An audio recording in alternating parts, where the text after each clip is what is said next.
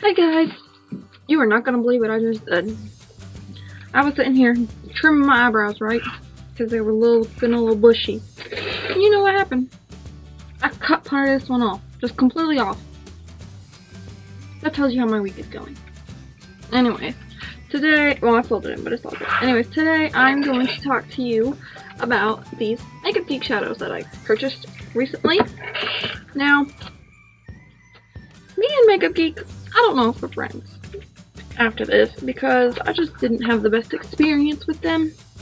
So I ordered this set of 9 foiled eyeshadows. I've wanted these things forever. There's way more than 9, but I ordered the 9 set because they were just really pretty and they were on sale for $60 instead of the regular $80. That's roughly a little over $5 a shadow, and they're individually they're $10. So yeah, I just wanted to go ahead and try them out. Well, first, when I got here, I received a broken shadow. Here's part of it. I'm not going to show it to you just because it's a mess. And I contacted Makeupgeek and I was like, look, you sent me a broken shadow. Can we please replace it or just handle it? And they were like, yeah, sure, we'll replace it. Well, they sent me a new one. And that one came broken. And I was like, what? What? So I'm like, oh, okay.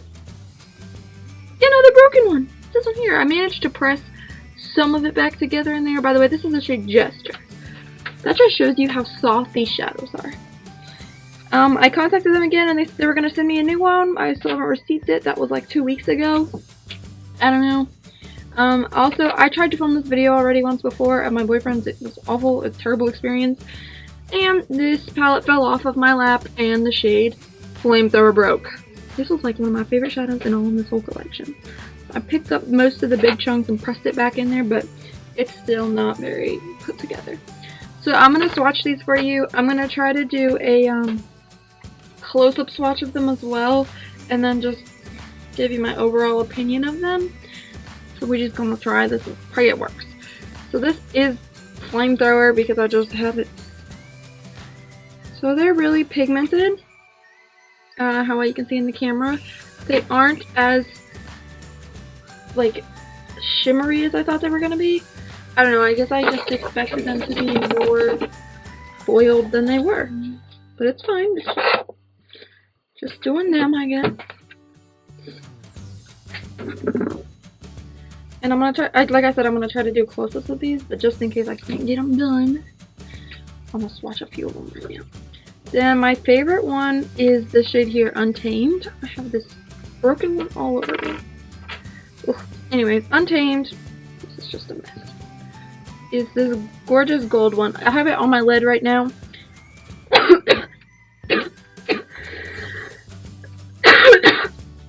have it on my lid right now, and then I have Grandstand in my outer V. That's just a beautiful, it's so pretty. It's such a pretty gold. But yeah, get this off and move on. The next one I have here, sorry, these are just a random order, is Whimsical. It's this really pretty, it looks pink in the pan. Like a silver undertone pink, and this is what it looks like on my finger. So it definitely swatches really nicely. It's looks almost white on the skin with a slight pink undertone, but it's not, I wouldn't quite say that it's completely white or completely pink. And then Gesture, the one that kept breaking, is the green one. I would hold it up for you, but I just don't want it to break more. That's what that one looked like. These are all just one or so swipes of each of these. I don't want them to be too deceiving. So that's what that one looks like. And then number 5 is, I really like that green one and I wore it once. Daydreamer. This reminds me a lot of Whimsical, but it's more of a purpley lavender undertone. Right there. And I'm just going to put it right there. That one's not as pigmented. You can kind of, I don't know if you can tell in the viewfinder, but it's kind of patchy-ish. I'm sure you can build I'm sure you can build it up, but it's still kind of patchy. So let's take these off and do the rest.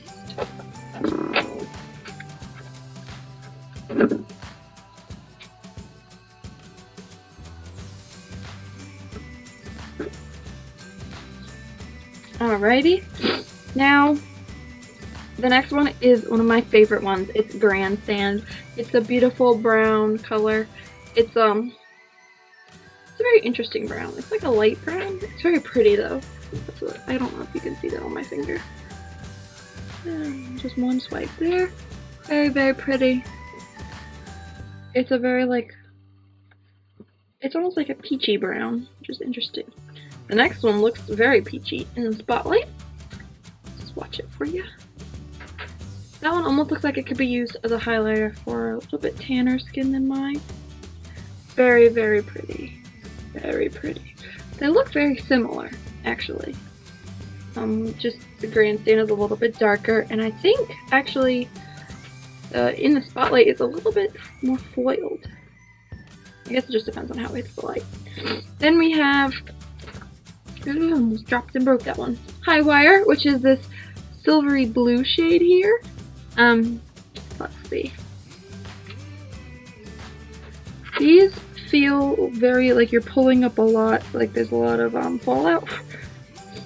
When you swatch them, that's what that one looks like. It's very silvery, bluish lavender.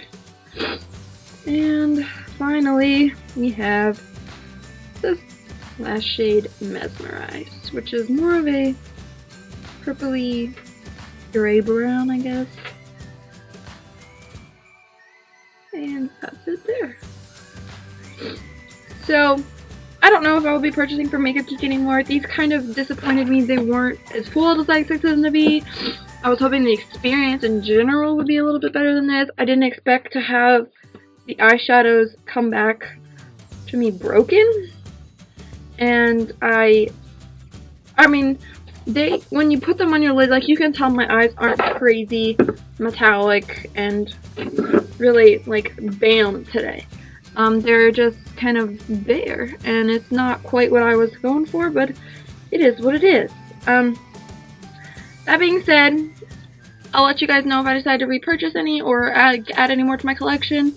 Have a good rest of your night or day wherever you are. Thank you for watching. Check out my Instagram. It's at MakeupMySmile. I just hit 3K on there. Thank you all so much for that, and I hope to see you next time. Bye!